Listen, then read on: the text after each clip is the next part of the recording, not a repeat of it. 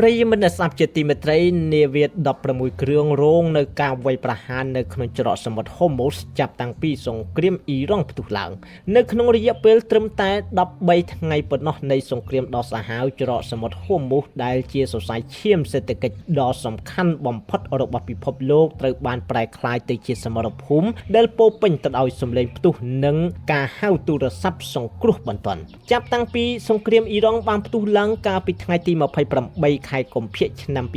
2026មកទល់នឹងពេលនេះមាននាវាពាណិជ្ជកម្មយ៉ាងហោចណាស់16គ្រឿងត្រូវបានទីភ្នាក់ងារ Reuters បានបញ្ជាក់ថាបានរងនឹងការខូចខាតឬត្រូវបានបំផ្លាញដែលធ្វើឲ្យតំបន់ឈូងសមុទ្រពាកនេះប្រែក្លាយទៅជាតំបន់ហាមឃាត់សម្រាប់នាវាដឹកជញ្ជូននៅទូទាំងសកលលោកវិបត្តិនេះបានកើតមានឡើងដល់ចំណុចកំពូលកាលពីថ្ងៃពុធទី11ខែមិថុនាកន្លងទៅនេះនៅពេលដែលនាវាចំនួន5គ្រឿងផ្សេងគ្នាត្រូវបានគេកំណត់គោលដៅវាយប្រហារនៅក្នុងរយៈពេលត្រឹមតែ24ម៉ោងប៉ុណ្ណោះនៅក្នុងចំណោមនាវាដែលរងគ្រោះរួមមាននាវាដែលដោតទង់ជាតិថៃដែលមានឈ្មោះថា Mayuri Neri និងនាវាដែលដោតទង់ជាតិ Liberia ដែលមានឈ្មោះថា Express Roomអ្វីដែលកាន់តែសោកសៅជាងការបាត់បង់នៅសម្ភារៈទៅទៀតនោះគឺជីវិតមនុស្សដែលមាននាវិកយ៉ាងហោចណាស់7នាក់បានបាត់បង់ជីវិតចាប់តាំងពីការប្រយុទ្ធគ្នាបានចាប់ផ្ដើមក្រៅតែពីការវាយប្រហារដោយគ្រាប់ពេជ្រការធ្វើនាវាចរនៅក្នុងឈូងសមុទ្រនេះបានប្រែក្លាយទៅជាសបិនដ៏អាក្រក់ផ្នែកបច្ចេកវិទ្យា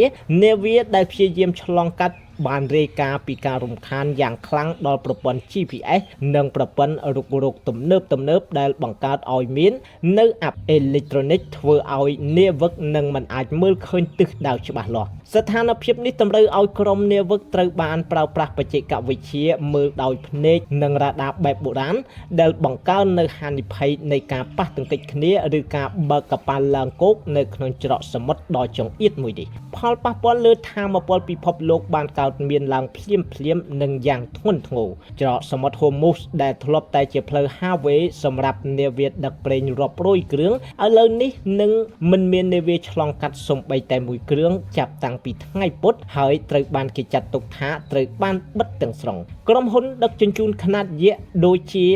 Maersk ជាដើមបានសម្រេចបោះបង់ចោលផ្លូវនេះហើយសម្រេចចាត់បញ្ជូននាវាដឹកទំនិញរបស់ខ្លួនឲ្យបើកវាំងតាមជ្រោយ Gold Hope នៅក្នុងប្រទេសអាហ្វ្រិកខាងត្បូងវិញដែលត្រូវចំណាយពេលយូរជាងមុនរាប់សប្តាហ៍ដើម្បីទប់ស្កាត់ទៅនឹងការដួលរលំនៃទីផ្សារថាមពលអារ៉ាប៊ីសាអូឌីតបានព្យាយាមរុញច្រានការនាំចេញប្រេងទៅតាមរយៈបំពង់បង្ហូរកាត់ប្រទេសទៅកាន់កំពង់ផែសមុទ្រក្រហមជំនួសវិញគិតមកត្រឹមថ្ងៃទី13ខែមិនិនាឧស្សាហកម្មដឹកជញ្ជូនតាមសមុទ្រនៅតែស្ថិតនៅក្នុងស្ថានភាពប្រុងប្រយ័ត្នខ្ពស់បំផុតតម្លៃធានារ៉ាប់រងសម្រាប់ហានិភ័យសង្គ្រាមបានហក់ឡើងខ្ពស់កប់ពពកដែលធ្វើឲ្យក្រុមហ៊ុនតូចស្ទើរតែមិនអាចដំណើរការបានដរាបណាមិនទាន់មានកិច្ចព្រមព្រៀងបត់ឈប់បាញ់ឬច្រករបៀងដែលមានសុវត្ថិភាពនោះទេស្រមោលខ្មៅនៅលើច្រកសមុទ្រ Hormuz នឹងបន្តធ្វើឲ្យពាណិជ្ជកម្មអន្តរជាតិជួបនៅភាពងងឹតសូន្យ